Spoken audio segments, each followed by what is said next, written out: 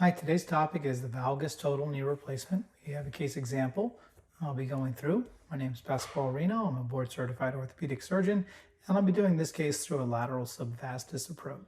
So our case today, we have a 51-year-old female being seen for a 15-degree valgus knee. And when we ask her to ambulate, keeping her feet in a straight line, you can see the knees have to overlap pretty significantly, and she's mildly off balance attempting to do that. And when you look at that single leg stance, when all of her weight's on that leg, it puts her angle at about 15 degrees. When you look at this set of x-rays on the left, that's a fairly normal knee, normal alignment, normal joint space.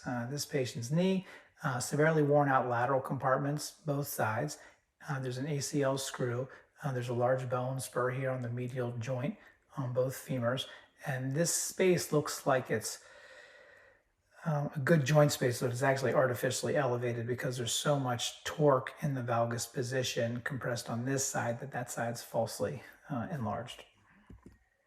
So the goal of the surgery is to convert this lateral side to a more symmetric space by filling it in the plastic in these components using my preferred technique, which is kinematic alignment. We restore her native joint line back to her pre-arthritic condition, which was about 6 degrees of valgus.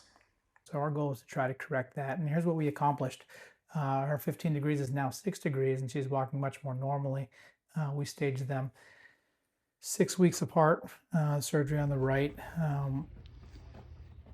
was the more recent one. And then here's that same stand phase image showing that 60 degrees of valgus when she's standing on single leg. So how is that possible? One more image showing the normal gait pattern coming back. So the next slide is a photo and video where the leg is wrapped in a piece of plastic that's orange colored to help keep the leg as sterile as possible. All right, so we got a patient with a valgus knee. This is a pre-op. You can see how much place is on, so we're going to try to make that better today. It's a range of motion before surgery. The next scene is going to be intraoperative as well. We're flipping to the outside of the knee where you'll be able to see the surgical incision, which is on the lateral aspect of the knee. It's about 30 seconds long. If you want to skip past that, if you don't want to see any of the intraoperative photos, you can do that now. And a sizer block once our bone cuts are made to make sure that our leg is fully extended. And we know the size of that block, so we know the size of our plastic. We check our varus and valgus stressings to make sure that it's not too unstable and it's not too stiff. We then flex the knee up and perform the same thing in 90 degrees of flexion to make sure our flexion gap is stable. I now know the size of the plastic that I want to use for this polyethylene insert.